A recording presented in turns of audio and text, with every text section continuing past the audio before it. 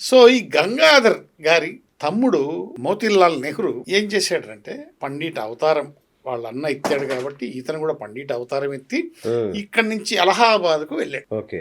అలహాబాద్లో ఒక senior lawyer దగ్గర court గుమాస్తాగా చేరాడు. రైట్. ఆ సీనియర్ లాయరు ఇతని అదృష్టం కొద్దీ అతని దురదృష్టం కొద్దీ మరణించాడు. ఓకే. ఎవరి అదృష్టం కొద్దీ? మోతీలాల్ నెహ్రూ అదృష్టం కొద్దీ ఆ సీనియర్ లాయర్ తన దురదృష్టం కొద్దీ మరణించాడు. ఆయనకు రెండో భార్య చాలా అందంగా ఉంటుంది. ఆ రెండో భార్యని ఇతను వివాహం చేసుకున్నాడు. ఎవరు?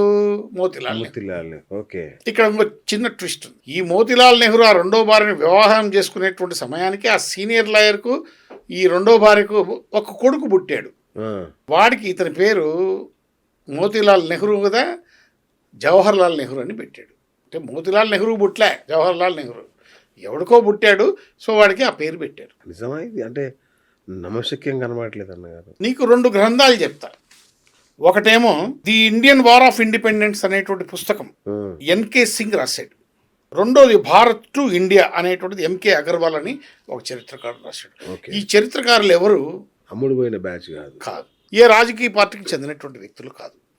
ఈ పుస్తకాలు ప్రచురమైంది ఎప్పుడు? బీజేపీ వచ్చిన తర్వాత ప్రచురం కాలే. కాంగ్రెస్ పార్టీ అధికారంలో ఉన్నప్పుడే ఈ పుస్తకాలు 2 గ్రంథాలు ప్రచురమైనవి. ఒకవేళ ఇవి అబద్ధాలు అయితే వాళ్ళు అబ్జెక్షన్ చేసి ఉండొచ్చు, ఎందుకు చేయలేదు?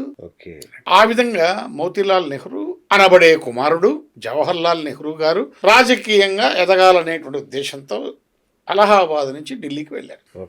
అక్కడ రాజకీయంగా ఆయన వెలుగు చూస్తూ పోతున్నటువంటి సమయంలో ఆయనకు ఒక కుమార్తె కలిగింది. ఆమె పేరు ఇందిరా ప్రియదర్శిని. ఏం పేరు? Indira Priyadarshini. Please note this point your honour. ఈమె ఒక వ్యక్తిని ప్రేమించి వివాహం చేసుకుంది. అతని పేరు ఫిరోజ్ ఖాన్. ఒక వ్యక్తిని ప్రేమించి పెళ్లి చేసుకున్నప్పుడు భర్త పేరు ఇంటి పేరుగా వస్తుందా, దారిలో పోయేటువంటి వ్యక్తి ఇంటి పేరు వస్తుందా? భర్త పేరు రావాలా? మరి అప్పుడు ఇందిరా ఖాన్ కదా రావాలి. ఫిరోజ్ ఖాన్ పెళ్లి చేసుకున్న తర్వాత ఇందిరా ఖాన్ కదా రావాలి. ఓకే, వీళ్ళిద్దరు విడిపోయారు, విడాకులు తీసుకున్నారు. ఖాన్ పక్కన పెట్టారు. అప్పుడు ఈమె పేరు ఏం రావాలి? ఇందిరా నెహ్రూ అని రావాలి. అది కూడా రాలే. చివరికి ఏమైంది? దీని వెనక కథ సృష్టించారు. నెహ్రూ ఫిరోజ్ను ఇందిరాగాంధీ ఒక నిమిషం, నెహ్రూ వీళ్ళిద్దరు ప్రేమ వివాహాన్ని వ్యతిరేకించాడు. అప్పుడు గాంధీ మహాత్ముడు దీన్ని అడ్డుకట్ట వేసి ఇందిరాను అడాప్ట్ చేసుకొని ఒప్పించి మెప్పించి వివాహం చేశాడు అని చెప్పారు. అరే, నెహ్రూ ప్రోగ్రెసివ్ థాట్లో ఉన్నటువంటి వ్యక్తి కదా. ప్రోగ్రెసివ్ థాట్లో ఉన్నటువంటి వ్యక్తి తన కూతురు ప్రేమించినటువంటి, అది కూడా ముస్లిం కాదు కదా, ఒక పార్సీ. ఒక పార్సీని వివాహం చేయడానికి అభ్యంతరం ఏముంది అతనికి? ఎందుకు అతను అడాప్ట్ చేసుకోవాలి? ఎందుకు వీళ్ళిద్దరికి ఆయన వివాహం చేయాలి? ఈయన ప్రోగ్రెసివ్ థాట్ ఏమైంది? కట్టు కథలు సృష్టించారు. చెప్తాను, ఇంకా చాలా ఉంది విషయం. అవునా? ఓకే. ఈ విధంగా ఖాన్ను కట్ చేసేసి గాంధీని తగిలించుకున్నారు. అంటే కొన్ని రైళ్లు పోతున్నప్పుడు కొన్ని స్టేషన్లో బోగీలు వదిలేసి వేరే బోగీలను అతుక్కొని పోతా ఉంటాయి. అట్లా ఖాన్ను వదిలేసేసి గాంధీని తగిలించుకున్నారు. సరే, గాంధీని తగిలించుకున్నావు, బాగానే ఉంది. ఇందిరాగాంధీ, నీకు పిల్లలు పుట్టారు, రాజీవ్ గాంధీ, సంజయ్ గాంధీ. సరే, రాజీవ్ గాంధీ భార్య పేరు ఏం పేరు? సోనియా గాంధీ, క్రిస్టియన్. సంజయ్ గాంధీ భార్య పేరు ఏం పేరు? మేనకా గాంధీ, ఎవరు? సిక్. ఇప్పుడు ఏమైంది?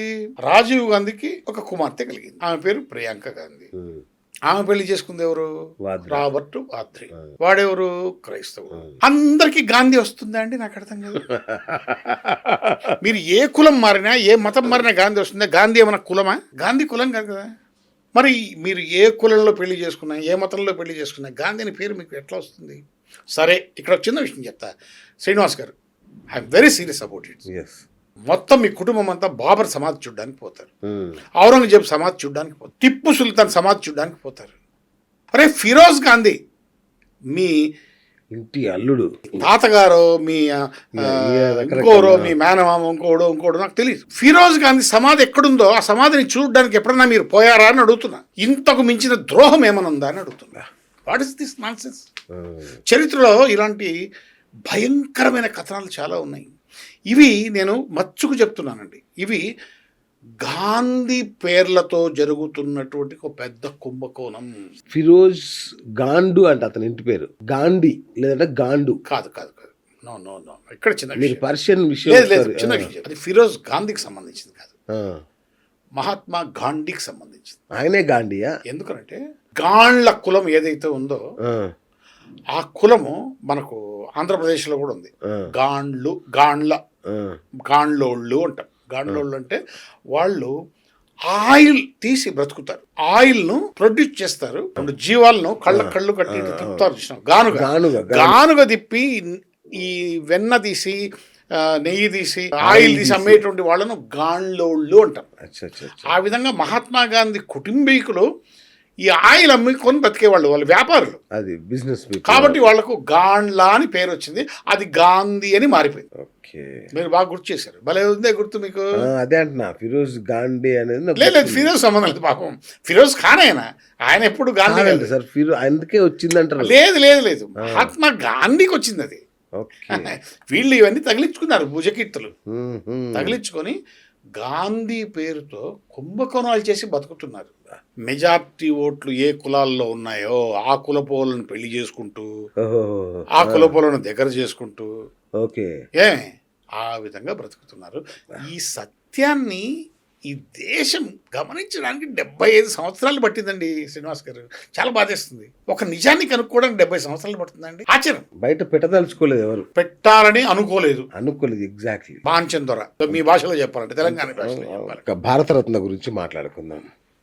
భారతరత్నని మన వాళ్ళకి ఇవ్వమంటే గాంధీకే ఇవ్వలేదు ఇంతవరకు, మన ఎన్టీఆర్కి ఇవ్వలే, పెద్ద పెద్ద వాళ్ళకి ఎవరికి ఇవ్వలేదు. కానీ నెల్సన్ మండేలా, మదర్ తెరీసా వీళ్ళకి ఇచ్చారు.